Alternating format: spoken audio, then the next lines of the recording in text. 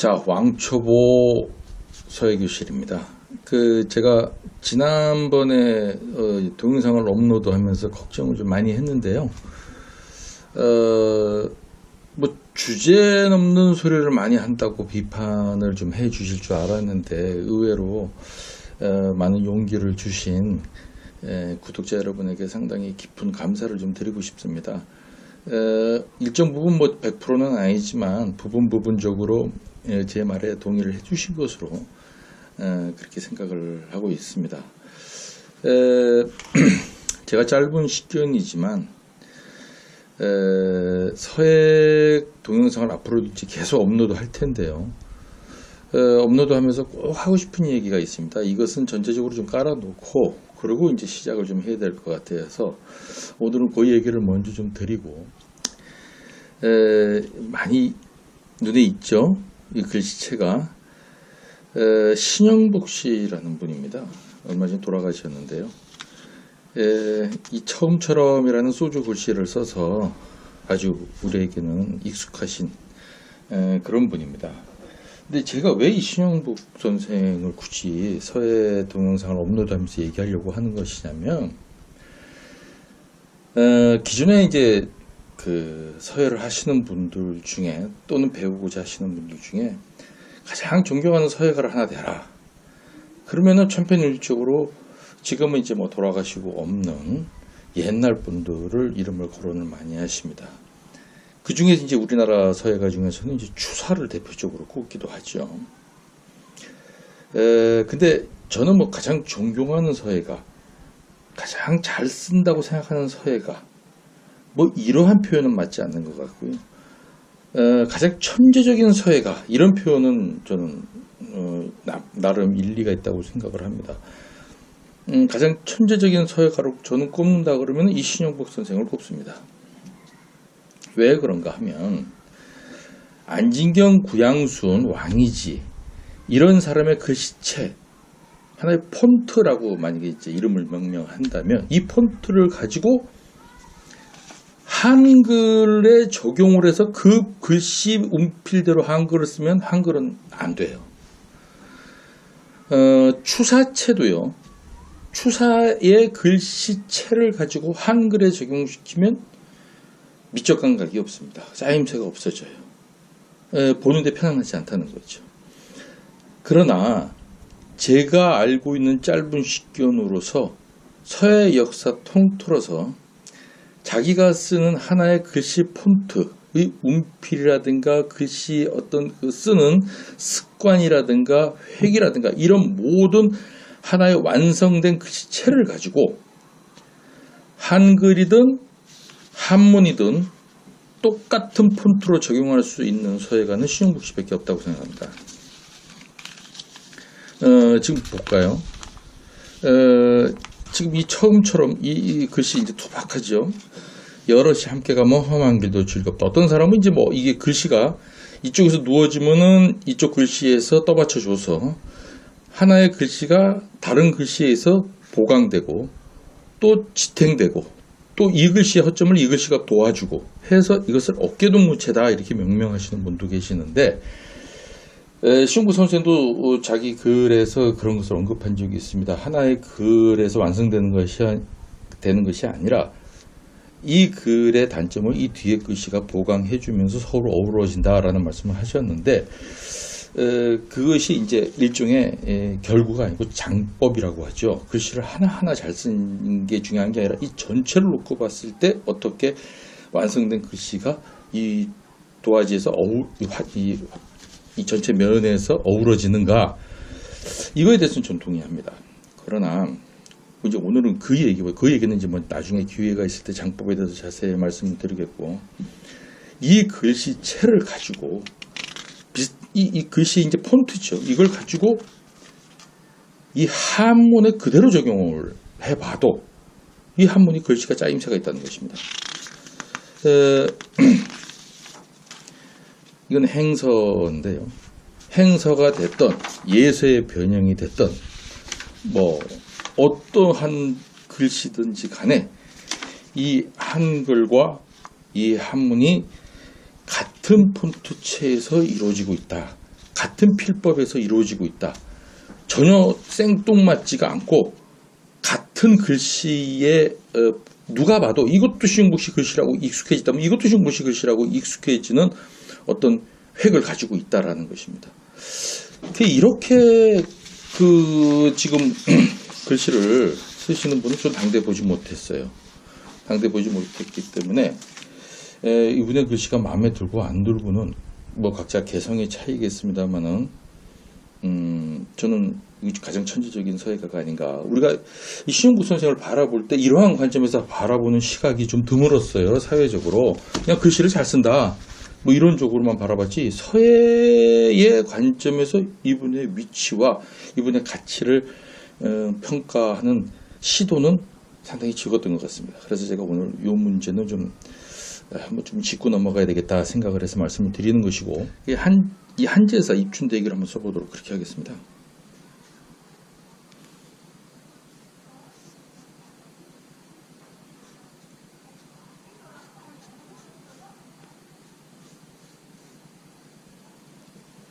이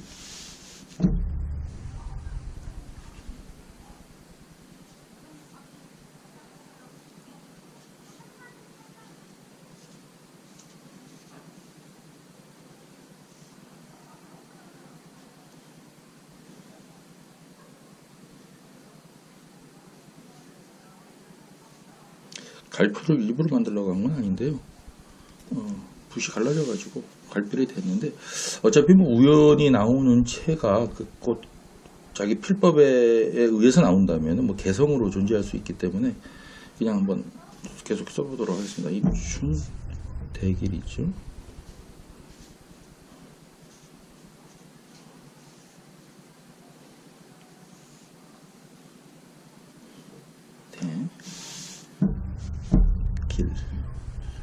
길자는 뭐 위에 게 길고 밑에 게 짧습니다만 자전에 보면 위에 게 짧은 글씨도 나옵니다.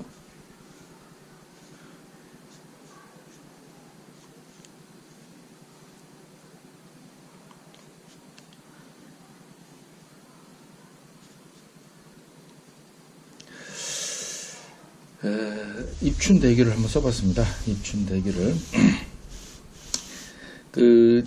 내 획을, 이게 아주 완성된 내 필체라고 보기는 어렵습니다. 저도 이게 뭐 완성돼야 되는 과정에서 쓰는 글씨인데요. 입춘대기를 제가 하나만 좀 더 써보고 같은 필체가 나오는지, 반복해서 썼을 때도 같은 필체가 나와야 되거든요. 이게 뭐 우연히 그냥 쏘다 보니까 이런 글씨가 나왔다 그러면 안 되기 때문에 한번 더 써보고 다시 한번 설명을 해드리도록 그렇게 하겠습니다. 자, 쓰는 과정은 아까 보여드리기 때문에 쓰는 과정은 생략하고 완성된 입춘대기 어떻습니까?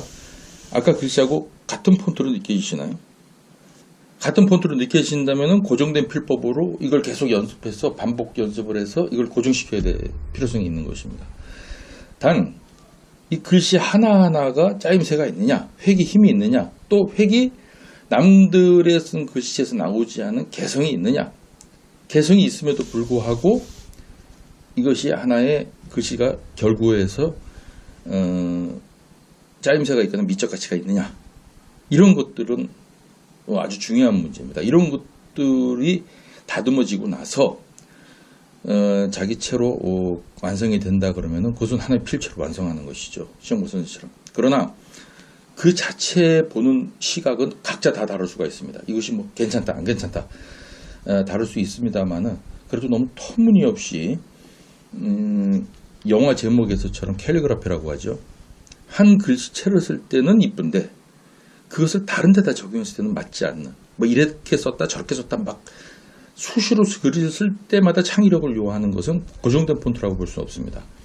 그래서 신영복 선생처럼 어떤 글을 쓰더라도 슬픈 글을 쓰거나 슬픔을 쓰거나 기쁨을 쓰거나 다 그 글씨체에서 동일한 폰트가 이루어져야지, 기쁨 쓸 때는 기쁘게 느껴지는 글씨 쓰고 슬픔 할 때는 축축노려서 슬프게 이렇게 하면 고정된 것이 아니라고 보는 것이죠. 그래서 저는 이제 제가 이게 습관화된 것 같아요. 그래서 이제 제가 이거를 아직 좀 더 다듬어서 제 필체로 완성하려고 하는데, 뭐 하늘에서 뚝 떨어진 창작은 아닙니다. 저도 뭐 일부러 영향을 받으려고 한 건 아닌데 제가 보기에는 신영복 선생의 영향에 일정 부분 받은 것 같아요. 제가 좋아하시는 또 서예가이기 때문에 그분의 한 획의 힘 조절과 획의 어떤 운필 이런 것들의 영향을 약간 받았던 것이 아닌가 하는 생각이 저 스스로가 들어요. 들지만 어쨌든 이거는 뭐 제가 썼기 때문에 어디서 나오는 것이잖아요. 이렇게 쓰는 사람은 제가 못 봤어요. 그래서 이 자기 필체를 완성할 때 여러분들도 이제 그 저와 같은 노력을 하시는 분이 있을 것이라고 믿습니다만은 중봉 잡는 것은 뭐 기본이기 때문에 여기과 중봉 잡는 건 기본이기 때문에 말씀을 드리지 않겠습니다.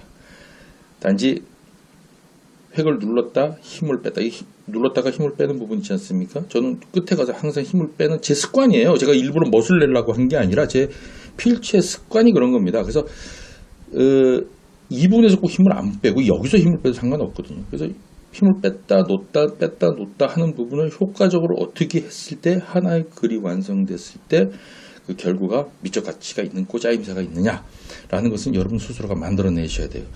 단 그 우연의 일치에 나오는 것을 일부러 의도되게 해야 된다는 것입니다. 이 그림이라는 것도 마찬가지입니다. 화가가 그리고자 하는 딱 계산된 대로 그림이 그려지는 것이 아니라 하나의 그림에는 우연과 필연의 법칙이 적용하는 것이거든요. 내가 이렇게 써야 되겠다고 생각은 했지만 이런 획이 나오리라고는 상상 못했거든요. 그러니까 그거는 우연의 법칙에 의해서 이루어지는 것인데 그러한 우연의 법칙을 자꾸 유도해내면서 전체적으로 짜임새 있는 글씨 이런 것들을 만들어내야 된다 하는 말씀을 드리면서 저처럼 이렇게 자기 필체를 쓴 노력을 같이 한번 해보자고요.